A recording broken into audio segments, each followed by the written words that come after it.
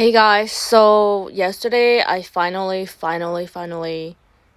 like broke a cycle. So basically, last year I met someone who, we were kind of seeing each other, and then he told me that he didn't see a future because he wasn't ready for marriage. But there was always something. It was always like an excuse or so I was like, okay, I don't know what the heck is going on, but like I was like I just can't be in this situation. So we stopped seeing each other for about 5 months. And then Christmas, he surprised me with a gift. And I'm like, dude, okay. Like, it's sweet, but at the same time, it's like, I don't want to keep going backward, right? So then I thought of him, I think in January. And then I was like, hey, how are you? How are you? So I was like, you know what? Okay. So then my birthday, he surprised me with a gift. And I'm like, oh, he's so sweet. But then I was like, wait, I'm mad at him because I tried to tell him how I felt. And I felt manipulated because he was just like, okay, well, you know, I just want to be friends with you. But he was acting like a boyfriend. He was like trying to hold my hand and hugging and stuff like that. So basically the last couple of days, I've been crying like a lot. So basically, out of nowhere, he's like, hey, do you want to have dinner for Easter? And so I was in his area. So I was like, all right, you know what? Like, I'm just down the street. So we went to the Raymond and then we ate and like we ended up spending a lot of time together. And the next day, it was like more time together. And the next day, it was like more time together. And I was just like, oh my gosh, like, I am catching feelings for him. Like, it's very strong. Like, what am I doing? Like, he doesn't want a long-term relationship. He doesn't want a commitment. And I just started to feel stuck. Oh, thank you. I know, seriously.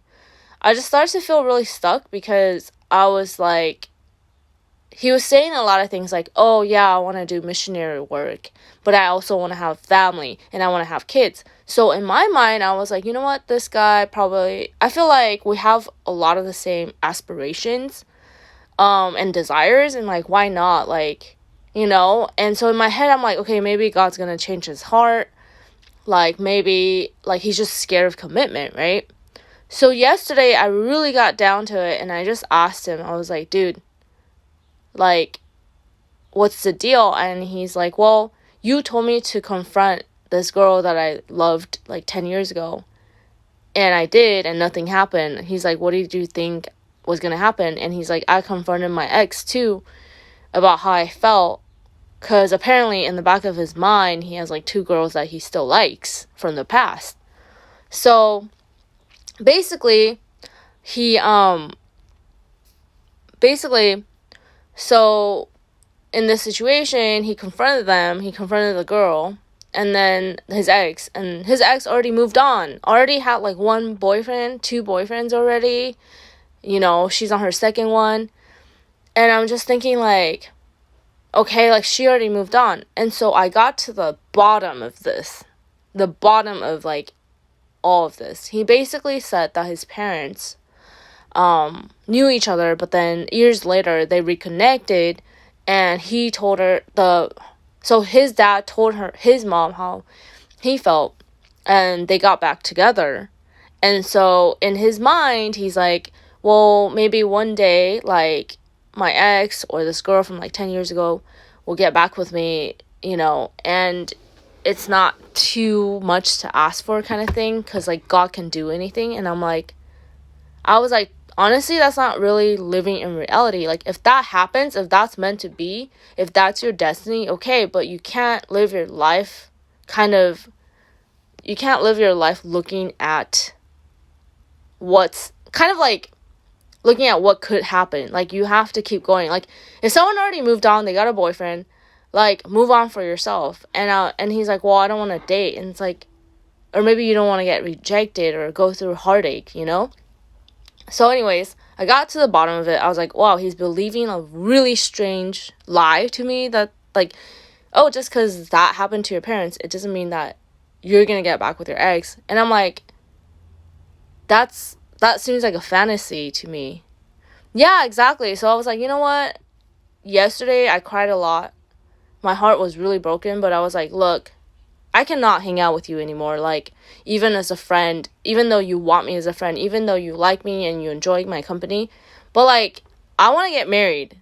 I'm at a point where I just interviewed for a dating show, reality show, and I'm just like, man, this show is about marriage. Like, I'm going for it. Like I'm using any means to get there. If God, you know, shows me my husband on a TV show, like, I'm cool. Like, I'm gonna get married to the guy of my dreams. But it's like all of this, right, reminded me of how my dad was with me. Like, he was in and out of my life. I didn't see him for 10 years. But when I did see him and visit him in Taiwan, I thought, oh, great. Like, this is awesome because I get to see my dad. Neglecting the fact that he did not take care of me, raise me, or even talk to me for the last few years that I didn't see him. So every time I saw him, I was happy, but deep down, I was angry. Because, like, dude, you didn't, talk to me for the last 2 years. The last 2 years ago, when I saw him, when I left, he stopped talking to me for 2 years. And I kept calling him, hey, I want to talk to you. And then it's just like, man, God, like, I don't want to be attracted to men who are emotionally distant and unavailable like my dad. And it was just a cycle that had to be broken. And how I broke it was like telling this guy, like, dude, I'm not going to talk to you. I'm not going to see you. Even though it hurts, even though we have chemistry, even though he's like, when we're together, it literally feels like he's my best friend. Like, we have such good communication. I've never had that kind of communication with anybody. So imagine, like, letting that go. Oh my God. Girl, like, I was just like, oh, like, so it's hard, but, yesterday I had a dream that I had a backpack and I started packing it, and I kind of let go of, like, things that I didn't want anymore. So that's my story, and I hope that helps you, because a lot of times when you grow up with an absent dad, you kind of look for someone who's distant or who's not available, who doesn't want a relationship. But at the end of the day, you have to decide for yourself, like, okay, there's this, like, really strong, like, soul tie, or there's this really strong, like, trauma bond, but I'm gonna break it, and I'm gonna just put my foot down and say, God's gonna provide everything that I need, everyone that I need, and God has so much better for me. And I pray that, that will help you in some ways. So, God bless you. Anyways, if you want to talk, reach out to me, message me, let's be friends. Bye.